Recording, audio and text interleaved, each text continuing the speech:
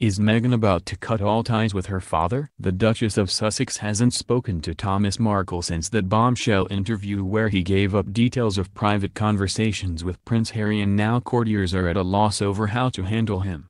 Of all the problems Meghan Markle anticipated in her transformation from actress to duchess after marrying into the royal family, this was surely the one she least expected. So imagine what must go through her mind when she reaches for the telephone to call her father. Hardly a day goes past without a headline that seemingly emanates from the private thoughts of Thomas Markle. Just this week we've had reports of his sadness at not receiving a Father's Day card from his daughter, and a bizarre outburst about Donald Trump's meeting with the Queen next month. If the Queen is willing to meet our arrogant and insensitive president, he was quoted as saying by the U.S. gossip website TMZ, "She has no excuse not to meet me, I'm nowhere near as bad." All this has followed hot on the heels of his bombshell interview with ITV's Good Morning Britain, in which he repeated private conversations he'd had with his new son-in-law Prince Harry and discussed Meghan's desire to have children. It is, of course, an unwritten rule that the royals never discuss politics, yet here he was giving Harry's views on Brexit and Donald Trump. As upsetting as having such intimacies aired undoubtedly is for the Duchess of Sussex, she is also facing the accusation that she has now cut her father adrift. According to reliable sources close to 73-year-old Markle, the father of three has not spoken to either Meghan or Harry since his interview with Piers Morgan and Susanna Reid 12 days ago. For his daughter there is understandable anxiety about whether she can call her father for fear that everything she says to him seems likely to appear somewhere or other in public. It is a unique predicament for the royal family because, until now, in-laws have almost always been discreet. You need only to think of the sensibly silent Middleton family.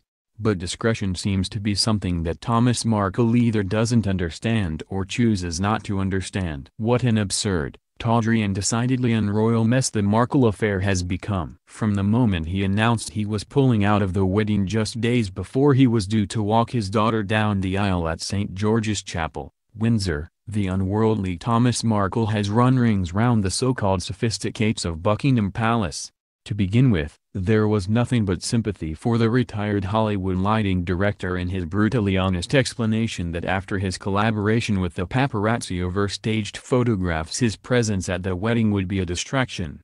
He admitted the collusion had been a serious mistake. Then came the news that he had suffered a heart attack and was not well enough to travel to Britain even if he wanted to. While this seemed a plausible, if convenient, excuse, there were the first stirrings of discomfort inside Kensington Palace regarding Markle's habit of making his announcements via the media. They were soon to discover just how spectacularly he was wrong-footing them. The furor over the fake photos, apparently designed to improve his public image, prompted an unprecedented official statement by Meghan. In it she described the situation between herself and her father as deeply personal. She and Harry also asked for understanding and respect to be extended to her father in this difficult situation. So it was hardly surprising that Kensington Palace was kept in the dark about Markle's TV interview to ensure he could not be persuaded to withdraw from it. As for the man himself, he admitted he hadn't warned his daughter or her new husband in advance but said he hoped that nothing he said would offend them and that the royal family would understand my feelings as well. All in all it was an incendiary mix, and if it hadn't already exposed Meghan to the icy displeasure of the royals towards anything which damages or undermines regal prestige, it was only a matter of time. The extent of the interview, conducted live, left seasoned courtiers incredulous. The Duchess, too, was said this week to have been completely taken by surprise by his comments. So what is going on, and what has happened to Markle and his relationship with his daughter after he spoke so openly? In the shabby Mexican coastal community of San Antonio del Mar, a few miles south of the U.S. border with California, Markle has been telling friends of his disappointment about Kensington Palace's silence. One figure who speaks to him regularly told me, he is feeling upset by that. Before the wedding there was a relationship. He spoke to Harry a lot in the build-up, but since the interview, nothing. He feels shunned. He thought they might have had plans to come out to see him by now but he hasn't heard if there are. He doesn't care if they don't come for a while. He knows how busy they must be. He just wants to know they are coming. At the moment he can't go to them, The problems with his heart were real enough. Markle was admitted to the Sharp Chula Vista Medical Center, just a few miles north of the Mexican border at Tijuana, where a stent was fitted. The hospital has a specialist unit dedicated to heart and vascular care and proudly boasts a history of medical firsts. It was here that a doctor told Meghan's relieved father he had reached them just in time after a dye, which was fed into his body through his groin, revealed a critical blockage in an area of the artery known as the widowmaker to cardiologists. According to the friend, the senior doctor told him he would have died had he attempted the grueling transatlantic flight to make his daughter's wedding. Markle has been trying to follow doctor's orders since being discharged from hospital with instructions to lose weight, rest and watch what he eats. I understand he has largely given up meat and is eating fresh fish. He has quit smoking, too. Friends also say he is not the heavy drinker he has been portrayed as. Those pictures of him coming out of convenience stores with 6-packs of beer are misleading, says a neighbor. He doesn't drink beer, he buys them for the security guards who look after the development where he lives. He has a glass of wine but only with dinner. He isn't in good health and he needs to take exercise. Markle hoped the TV interview would set the record straight and show the world that he is not a hermit. Tom is well-read and well-traveled. He has been to Europe before, has an encyclopedic knowledge of Hollywood and is knowledgeable about the royals, says an acquaintance. And when he speaks about Meghan his eyes glow with pride. He's got a 20-year-old Volvo and the back seat is covered with celebrity magazines with Meghan on the cover. Since the interview he has been inundated with big money offers from around the world. He is considering what he'll do next. Will he do another interview? He just might. The danger is that if he does it may be the death knell for his relationship with his beloved daughter. Long before the wedding, Harry and Meghan tried to persuade him to come to London and meet the royals. Meghan told him just to get on a plane. He didn't even need to pack, everything would be provided for him, says a friend who speaks to him frequently.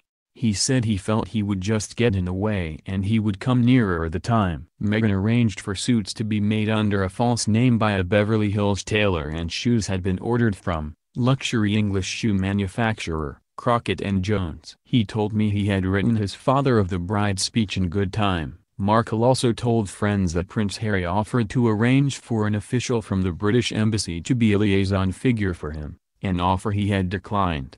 In London this week it was suggested that the royal strategy was to do nothing in the hope that the storm would die down. In fact, royal advisors have met to discuss what they can possibly do, and there is concern about his long-term health. One idea was to provide Markle with a property and an allowance, but it was discarded early on. There are other Markles out there and it might encourage them to come out of the woodwork, seems to be the refrain. Instead, what seems to be inevitable is that if he continues to speak out, Meghan will be forced to distance herself from her father even further. She's a royal now, a cultural gulf is opening up between them, says one figure who has observed the crisis at close hand. With all their experience of welcoming new blood into the family, the approach to Meghan's father does seem to border on careless. I understand one palace aide communicated with Markle only by text message, although that is Thomas's preferred method of conversing, even with his daughter. This is new territory for the royals, to have an out-of-control in-law, says a former courtier. When Sophie Rhys-Jones married Prince Edward, the Queen went out of her way to welcome her parents into the family, something that continues to this day with the Countess of Wessex's widowed father, Christopher Bournes Rhys-Jones.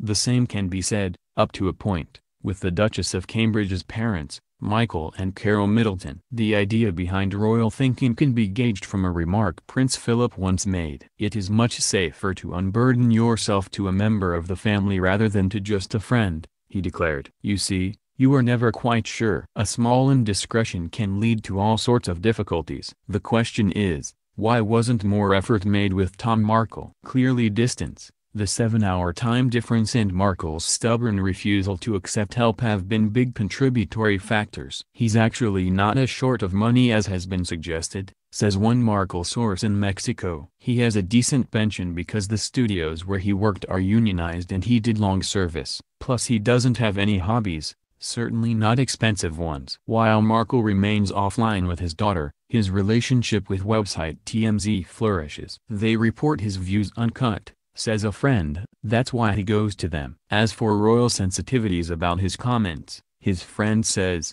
He doesn't understand the protocol. All he wants is to see his daughter and meet his son-in-law. The way he sees it, he's the only Markle that counts, and he should count to them.